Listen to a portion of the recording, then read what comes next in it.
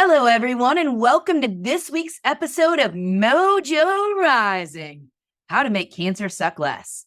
And today's episode is going to be a special one because it's all about the darkest moments of my cancer battle and how one particular friend came to change the day and change the situation and really shift the tides in a really big way. So you all have met her in a previous podcast episode, but would love to spend just a quick minute introducing my guest today, who's Katy Mathis. So Katy, do you want to share a little bit about yourself? Yeah, so I'm Katy and I live out in Colorado.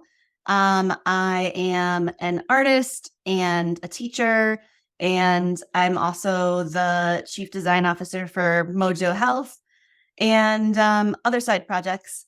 And Julie and I know each other through going to see Widespread Panic. So our roots run deep there. Yeah, we were friends and we had traveled together in groups. And I mean, we'd known each other for at least 10 years at this point, but we'd never had a conversation on the phone. And while we would run into each other, it wasn't like I would go stay with her when I was in town or she would stay here. She might come by my house. In fact, in 2019, she brought her family over and hung out when she was in town for a festival, but it just wasn't like we were deep friends. We were just friends. And certainly I cared and loved her, but it wasn't like a really deep friendship or someone I would ever turn to in a time of need. Right. Like our relationship was just starting, really. Totally.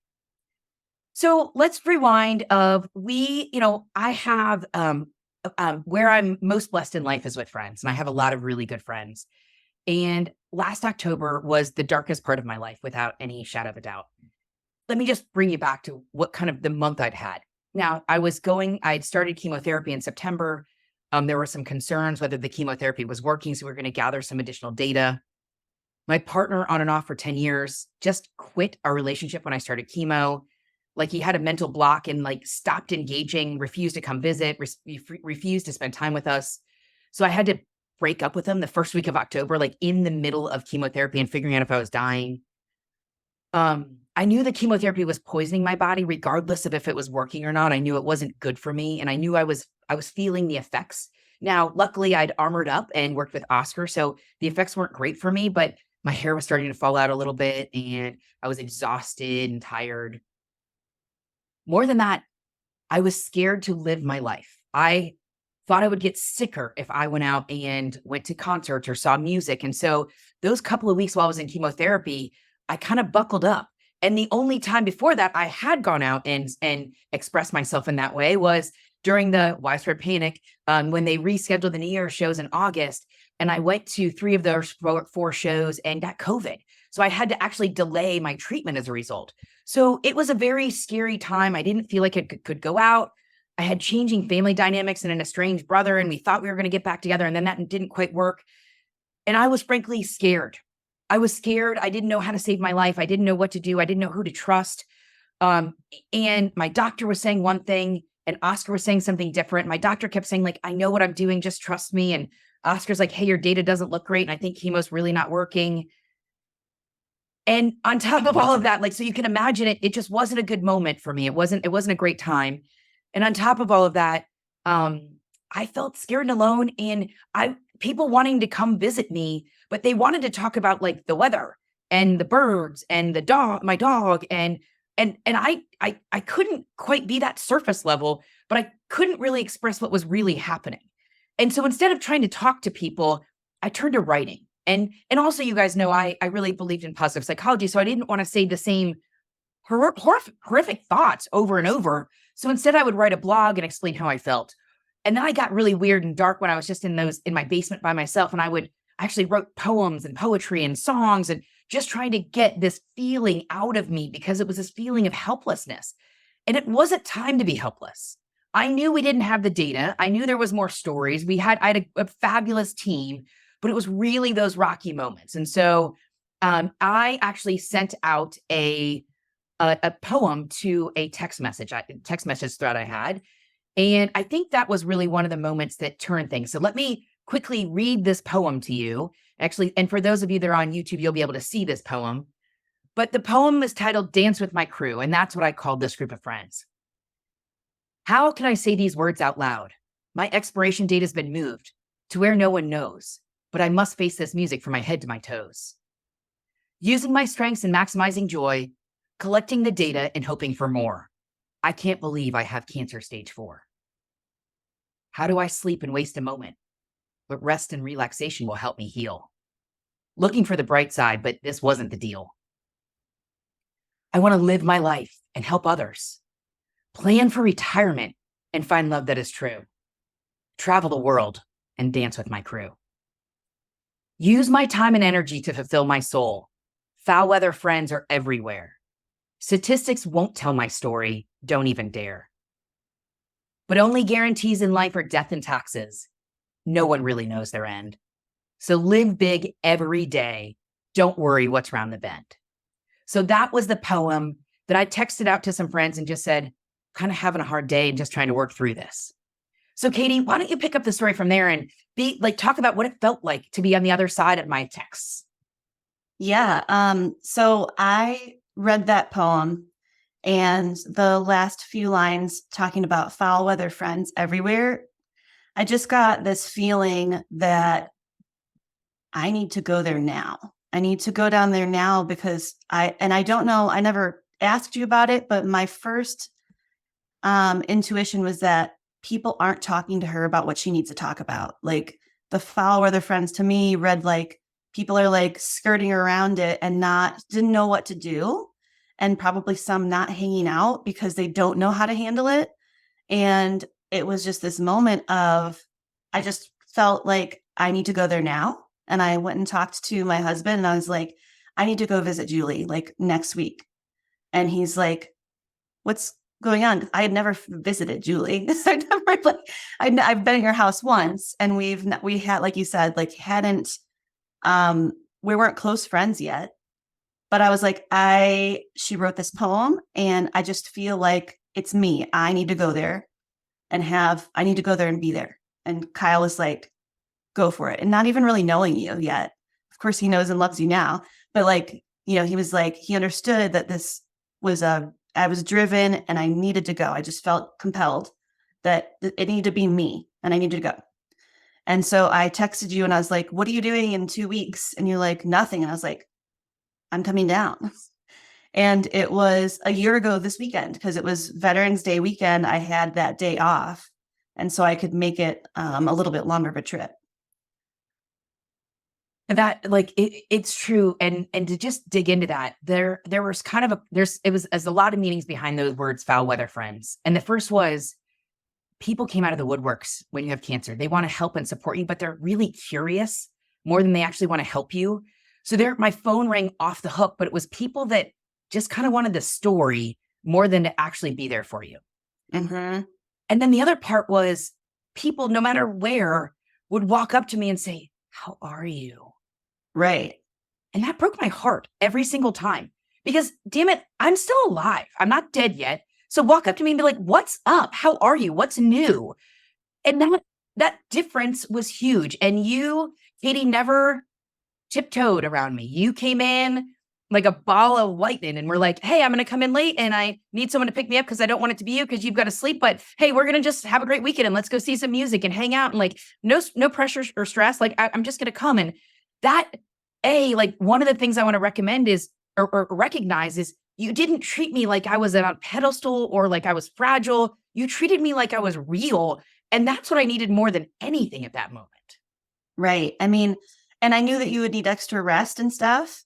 And that was fine. But I was like, we're still going to have plenty of time together. And I wasn't afraid I wasn't afraid for any of it. But I remember like you apologizing for like needing to nap on the couch. I was like, your body needs to rest. It's fine. I'm going to sit here and work on this design and whatever. Like I didn't know what I was doing. I've never even had a friend that has cancer. Like I didn't know what I was doing. It was all just intuitive. Like I felt the need to come. I suddenly I just knew what I needed to do. I don't know. I had one other friend that helped, and I'm going to just quickly tell his story. And this is a dear friend of mine. His name's Dr. Wade Port. He is a chiropractor here in Atlanta.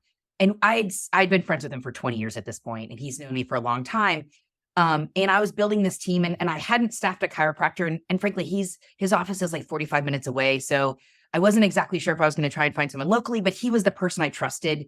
And one day in late October, he basically called me and he's like, get to my office and just show up. And whatever time you show up, I'll make room for you. So I did. And I walked into his office and I laid on the table, and I had never told anyone where my cancer was. No one knew except for the doctors and me. And without thinking of anything, he put his hands over my body, and exactly where it was, he puts his hand down and he goes, here's where I'm worried about, Julie. We got to figure out how we're going to put some energy back in these spots because they're really feeling dead to me. And I immediately was like, okay, there's something going on here. He's like, I think it's more than this though. Why don't you pick me up at like 10 a.m. Saturday morning at my house? We're going to go to Tennessee to go to the caverns. And the caverns are this really cool cave music venue a couple hours away that I'd never been to and never made the time, but I was dying to go to. And he's like, I can get us backstage to go see Soundtrack Sector 9. I'm going to go serve the band. And then let's just go dance because you've forgotten you don't have any vitality left in you. And he's like, but also we're gonna camp right there in the parking lot.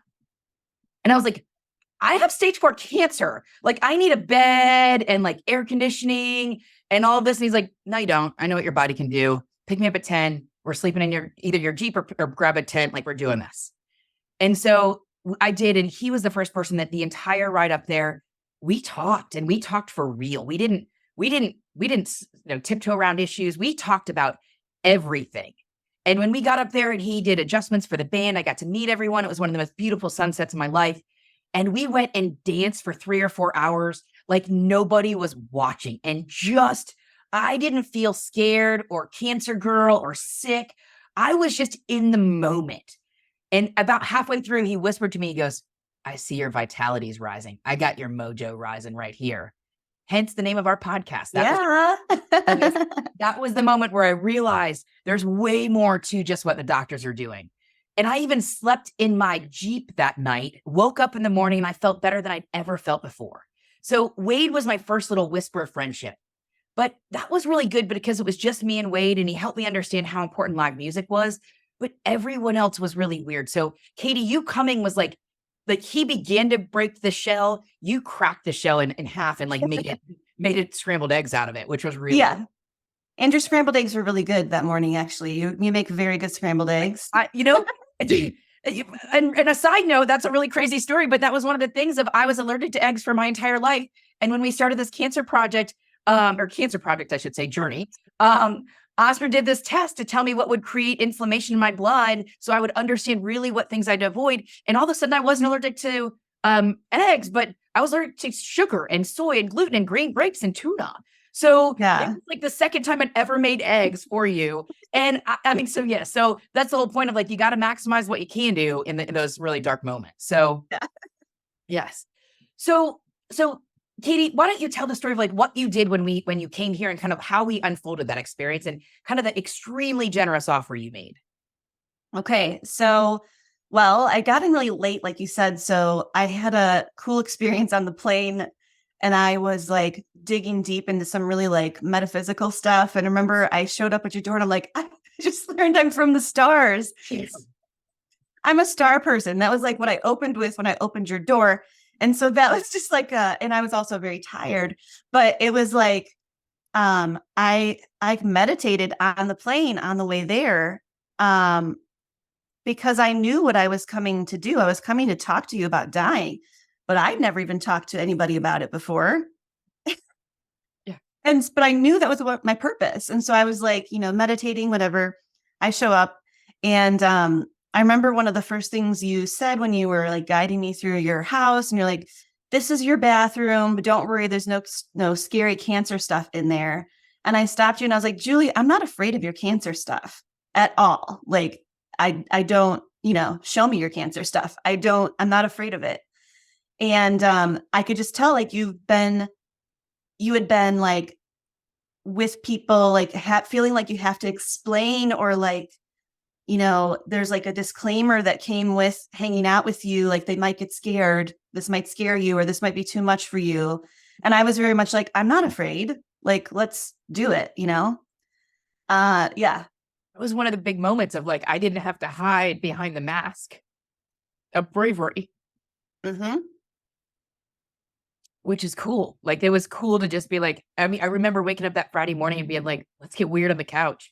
And like, we sat Yes. there and like got coffee and like talked about everything that you could possibly imagine. Like, it was so deep and so cool. Yeah, I mean, we launched into this like super existential conversation that we must have been sitting there for hours. I don't even know. It was raining. And so, like, we didn't leave the couch. We talked about everything, like what we think happens when you die. And, you talked about religion and just, I mean, everything. It was one of the most real, authentic, and honest moments of my life. And it was kind of, that's what I'm saying. Like, it broke the mask, it broke the facade, it broke who I was, because I was like, whoa, whoa, whoa, whoa, whoa, whoa, whoa. Like, you're pretending you're okay, but like, actually, you kind of are okay. And like, if you die, okay, like, God knows someone's gonna take care of my dog, Roscoe. I've got the coolest golden noodle ever. So like, no worries there. But like, I kind of started to really face that fear, and think through what am I gonna do? How can I really make this happen? Um, and it was a moment in time because it broke my mask. And so the first thing I would say to to the listeners is, like, your mask serves no one really.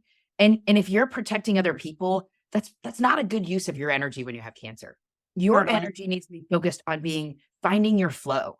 And when you're putting a mask on to protect how you really feel from other people, you're not finding your flow. You're not finding your mojo, your vitality. So like, break the mask. Don't be afraid. So sorry, Katie, I didn't want to interrupt your story, but um just wanted to add that flavor.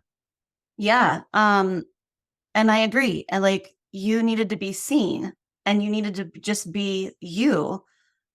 And I get what you're saying about the mask. Like, you were doing it to try to protect others, but really like your energy going toward that was making it harder, and it was like growing deeper inside you. The fear and the anxiety and what like you were really facing was just going deeper and darker because nobody was talking to you about it, and you were afraid to talk to people about it because they were scared of it. Like, not only were you afraid, but most people around you were afraid and didn't know how to talk to you, and I didn't know how to talk to you either, but I just did it. Yeah. But I think the whole point is, it's not about saying the right word. So let me say this, lesson number 2, don't worry about saying the wrong words. Worry about tiptoeing around or not saying any words. What I would say is, the words to say are questions. How do you feel? What are you worried about? What's living inside of you? Like, don't be afraid of you saying something wrong if you're asking good questions to allow them to express the reality of what's happening inside. Yes, because that's what your friend needs. They need you to come in and help them process this. Like, they are dealing with something that is unimaginable. Yeah. And they need someone to come in and like listen and talk and just be okay with it and like be open to it. I mean, your friends, like, just like how you have to be brave battling cancer, your support group also, it's a time to be brave. It's a time to be bold and to not be afraid, like, your friend is dying. Like, you're at that moment in time. It was like, I literally said to Kyle before I came here, I was like, my friend is dying right now. Like, this is what's happening. It's not looking good. And I was like, I need to go there now. I remember at the end of our like big existential conversation, when we realized we've been sitting there for hours and we are still in our pajamas, that one of the last things you said, you were like, but Katy, I don't think I'm going to die. And I was like, well, then you're not. Because we had talked about like, intention and, how the soul's purpose and how, you didn't feel like your time was done. I was like, well, then it's not done. And that's when we took a break. We took the dog for a walk. And then we were like, okay, let's design this shirt. So yeah. So I happened to go out with a dear friend for breakfast this morning, and she's been my best friend since we were 13. And so she knows me very well. There's no bodies hidden.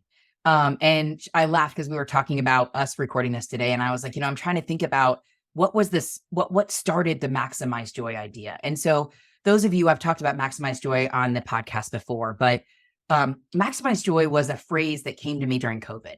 And ultimately I looked around during COVID and I saw some people are kind of weathering the storm just fine. And others, this is an absolute nightmare, horrible experience. They were miserable. They weren't happy. They couldn't find their ground and find their happiness. And we just have to figure out how to be your own joy creator. You can't wait for other people to do that. And I'll be honest, a gentleman by the name of Andy Frasco was the first person to teach me that. And he did it through throwing Zoom dance parties where we would throw on crazy lights behind us and all of us stream music together and just dance on video. We weren't together, but it felt like we were together because you could see other people having fun.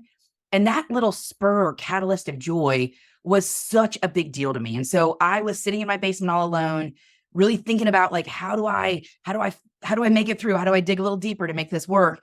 And I realized the purpose of life is joy. It is to create joy. It is to be happy. It is not to suffer. And so let's figure out how to make more of it. And so Maximize Joy was born. And at that time, I had just gotten crafty and crickety. And so I made my own really bad, really not cool flag that said Maximize Joy on it. And I carried it everywhere and I took pictures and it became like my COVID symbol. But everyone knew Maximize Joy was kind of my mantra, but it was just a thing and a flag and we all took pictures behind it and that was it. So when Katy came to town, she's like, it's time to make a logo. Let's make you a Maximize Joy logo. So Katy, you want to share any more about that? Yeah. I mean, when you first told everybody that you had cancer, there was a strand between me and you and another friend talking about making shirts and making a design like to support you. And at that time, you're like, it just doesn't feel right. I don't know. This feels weird. And I feel like I need to save this for a time when I really need it, you know? And when I read that poem that you had sent, I was like, this is the time. It's time to call it in. And you had said it too, like, I think it's time to make those shirts. I need this boost. And so, I showed up with my computer and ready to design, and I love designing. It's like my favorite thing to do. So we had a great time just like after the big existential talk, hanging out and deciding like what this logo was going to be and something that represents you. And it really was just like, okay, we're going to do this. And then it turned into something much bigger, like originally, like we were just going to like make them for your friends and stuff. And let's get there because I want to. Yeah, let's get there in a little bit. Yeah. So we dug into the design and Katy asked me a bunch of questions. What do you love? What's important to you? What colors do you like? And I laugh because if you look around my house is rainbow colored. There's everything here. It's a very neutral walls and couch and wild art and pillows and carpets and rugs. So it's not like it's one color, but it's all of the colors. And if you were to walk in the front of my house, I have this gorgeous piece of stained glass that I had made that's a sunset. And I grew up in Clearwater, Florida. And one of the best parts about growing up on the west coast of Florida is the sunsets. Totally. It is truly, besides music, it is the thing I love most in life.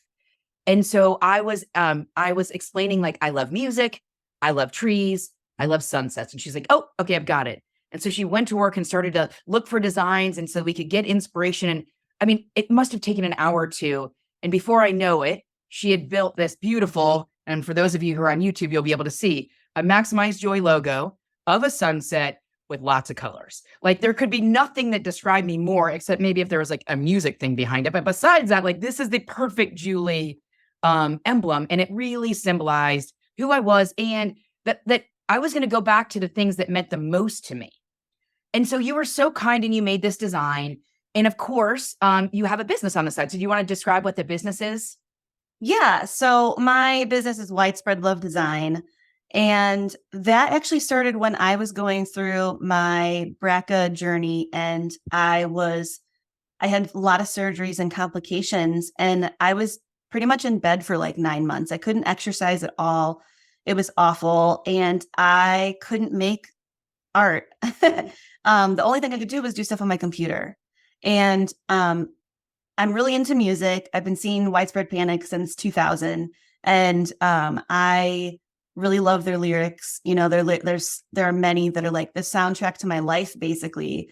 And when I started Widespread Love Design, it was really just like, it was a thing where I wanted to wear my favorite lyrics, or I wanted to show my freak flag at school. I'm a teacher, but I can't wear my concert t-shirts there. They're never like appropriate for school. So I was like, I want to make something that I can wear it every day. And now I'm a super nerd. Like I wear my own designs to work every day. And so does my kid. And like my husband's also wearing them. Like our closets are full of them. And Julie, your closets are full of them. And it was really meaningful to me. And it took off kind of quickly because other people really resonated with how I took the lyrics that mean so much to us and put them with a design.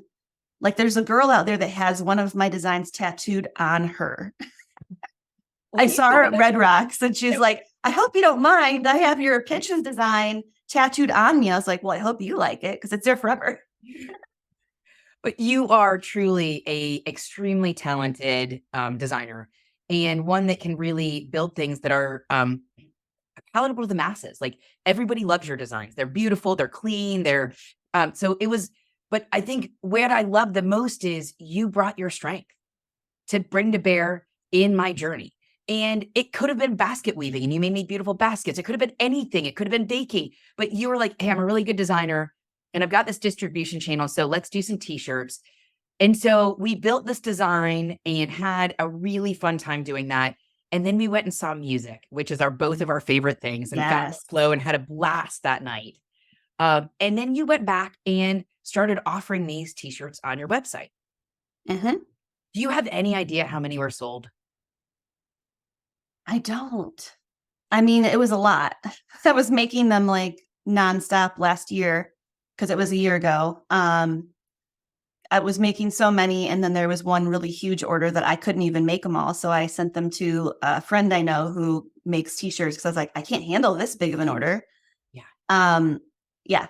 It was pretty cool. So all of a sudden, like it was a couple weeks later and maybe 2 weeks later, all of a sudden these t-shirts were popping up all over. I had friends tagging me in Facebook, tagging my Team J group, sending me text messages of them wearing their t-shirts across the globe.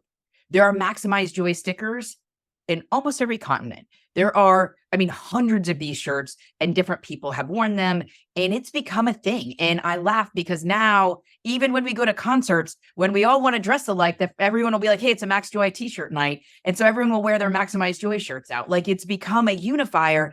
Even though it was for the darkest moments of my cancer battle, it symbolizes so much hope and so much more. And the way that we can ride the waves of anything that we're facing in a really cool way. Totally. And it was cool seeing like some of my customers who don't even know you were just drawn to the design and they, bought it too. And then ended up, meeting you at Red Rocks and getting a sticker and just, the message and the vibe behind it, I think speaks for itself, I think one of the moments that I thought was so cool was when I'd never seen it in a child's form. And all of a sudden you forwarded me a picture of your nephew or niece wearing a Maximize shirt. And I was like, oh no, that's awesome. So that was a really cool moment too. Yes. My nephew really wanted a Maximize Joy tank top because his mom had one. And I was like, of course, buddy, it's coming. He's going to figure this out no matter what it takes. I love it. Yeah. He really loved the design. But the other cool part was you also help make t-shirts and bags and sweatshirts and dresses and all sorts of stuff so people could wear the logo. But you also helped me find someone that could actually make me very professional Maximize Joy flags. So that became a thing where I was able to get a bunch of these, and different people around the country have these flying outside of their houses.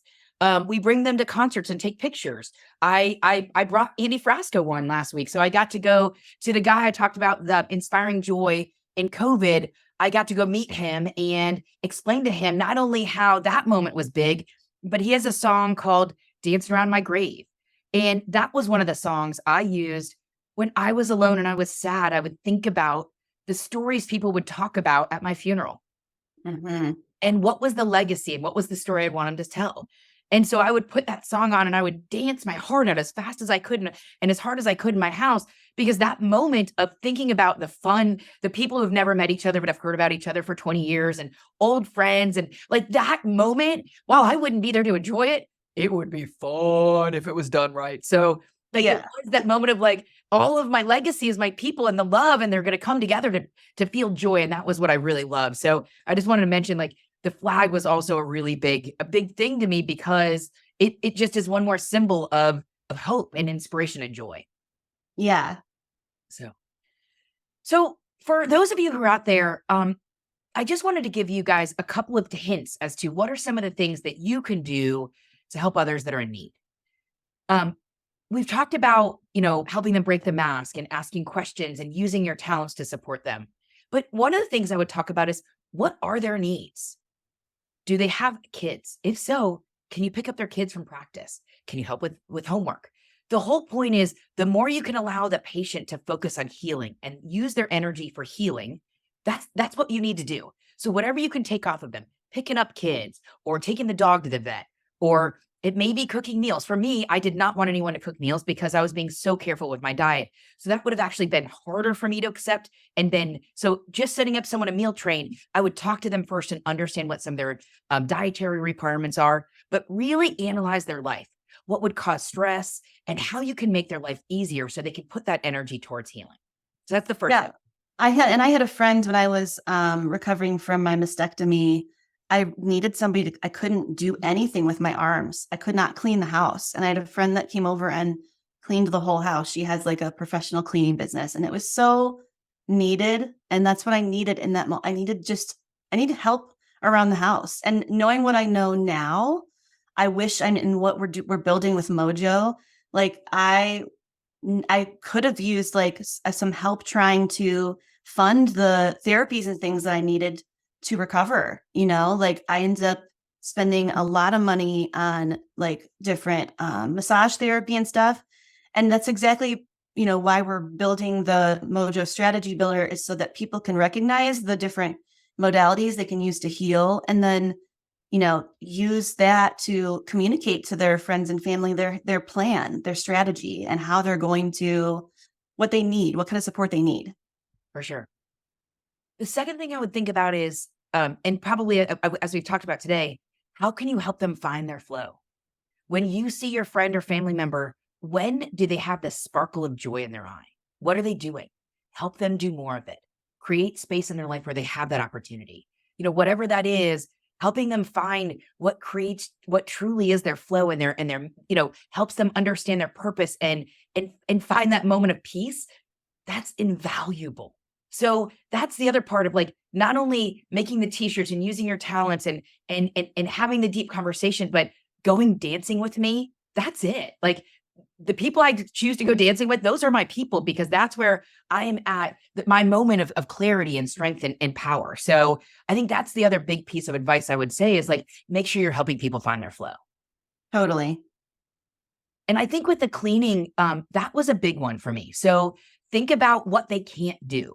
So after surgery, I didn't need people to come cook for me. I had soups prepared. I had a freezer full of stuff. I was able to make enough food where it wasn't a problem. And I could even clean the dishes, but I couldn't unload the dishwasher. So people would stop by and take my trash out and carry my laundry upstairs and unload the dishwasher for me. And that was exactly what I needed. That 15 or 30 minutes of social activity and helping me with whatever tasks I couldn't do, that was so invaluable in my story. So think about, what's the experience they're going through. Can you drive them to a chemotherapy? Can you pick them up? Can you make sure their kids are taken care of? Can you walk their dog when they're at a treatment? Like, those moments of what can't they do? What are the moments of stress? What helps them find their flow? And how do you do this in a way that allows them to be authentic? That's what we would want to inspire you with in this podcast today. I totally agree. Katy, is there anything that you would talk about from you talked a little bit about how you weren't afraid to say the wrong thing, but anything else you would give from a caregiver perspective that I just don't have, that you would say, like, this is what you learned? I mean, and truly through this process over the last year, I would say, without a doubt, you're a sister of mine. We might not be blood related, but your parents have stayed at my house at this point. Your brother and said, like, I'm in the family. You're not getting rid of me. So no. I'm part of it. Like, we're forever friends, and I will forever be part of your world. And so, but like, what would you say other than what I know I needed? Like, what else have you done purposefully to help me through my journey? I think, paying attention and really trying to gauge the energy of your friends. And like, if a friend going through something, you have to look a little deeper. You got to dig a little deeper in the well, boys. Dig a little deeper in the well. Like a little Billy Strings quote, and I'm wearing a little Billy Strings. Yeah, you've got my red daisy hoodie on. Like, we'd be it'd be ridiculous if we didn't have song lyrics in here somewhere. For sure. Anyway, picking up on your friend's energy, and like Julie said, like figuring out what you can do to bring their mojo back. How are they finding joy? Where is the place you can think of that they, you've seen them in the most joy, and try to take them through that experience. And also just being there as a witness and as an open, person, a being that you're willing to lay it all out there and not be afraid, because there's nothing to be afraid of.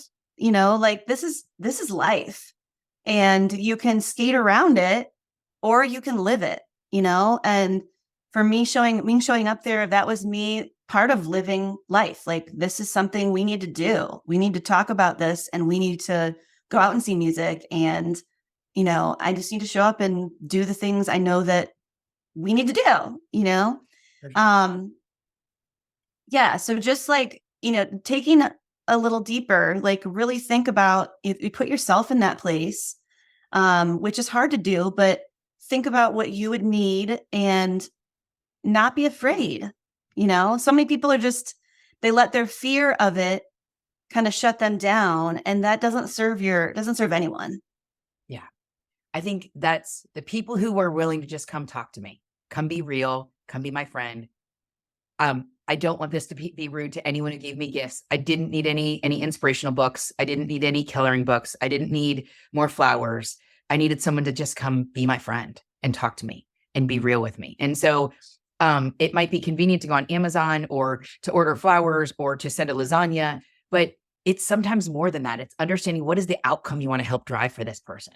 How do you want to help them through this moment? And sometimes it might be gardening with them, or sometimes it might be bringing them a fabulous treat from the bakery down the street, or sometimes it might be just going for a walk. But I think what I'd like to inspire you with is, don't be afraid to just be with the person. Allow them to communicate, ask questions, and meet them where they are. Help them find their flow, and everything's going to work out okay.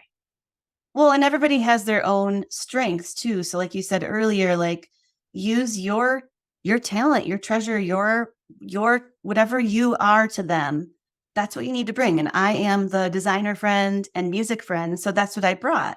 But if I was, really into cooking, I would probably have gotten hold of you and been like, tell me your dietary restrictions, and I'm going to make you something delicious. Whatever it is that you do, as like, that's your place as a friend, you just do that same thing. You can just be that person.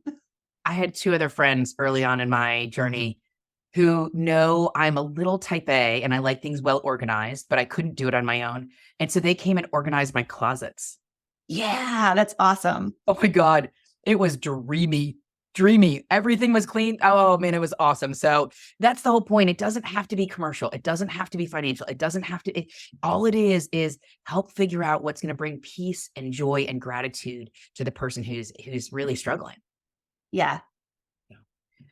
Well, with that, guys, I hope that this will help inspire you to understand how you can support the people around you.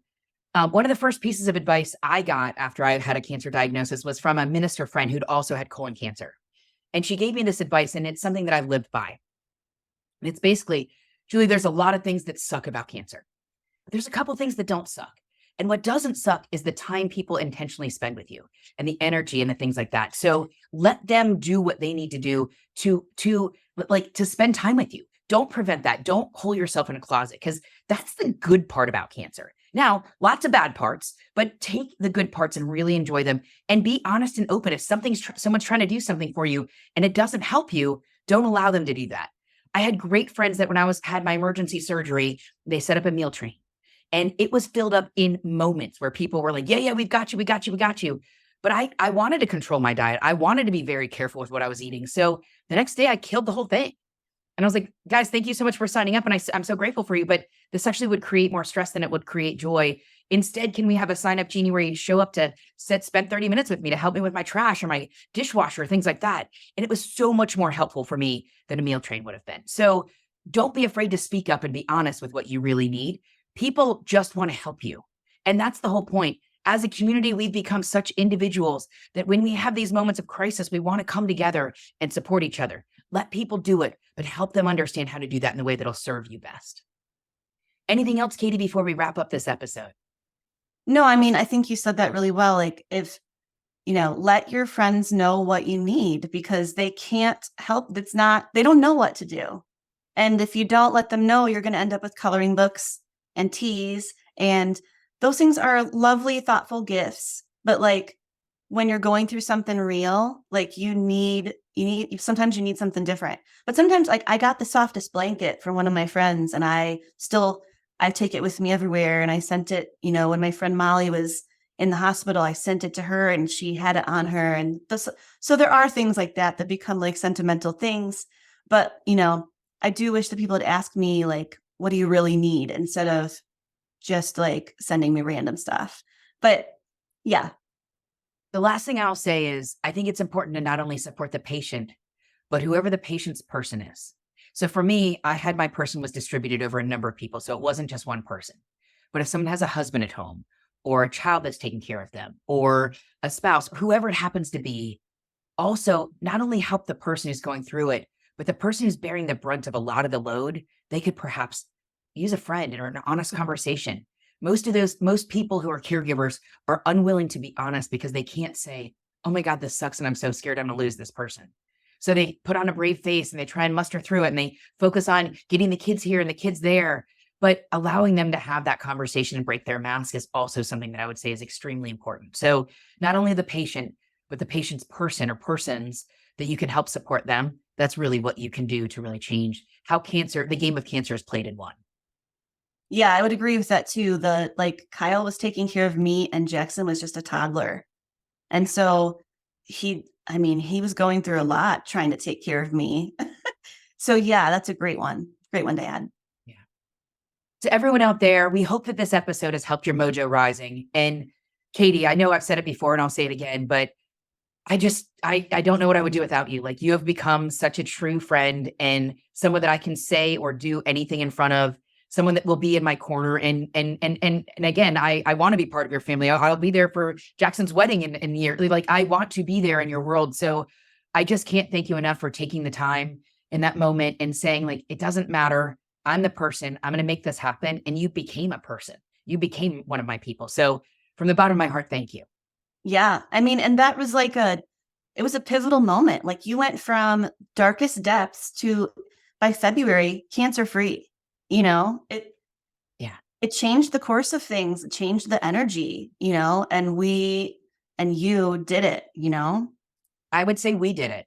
Yeah. We did it. I mean, it was not just me. My energy was shifted by seeing hundreds of people wearing my logo and having people come and support me and going and dancing with my friends. And that's what did it. So I think you actually taught me, I think it was Dr. Bruce Lipton who explained in our history, we separated cellular science from energetic science.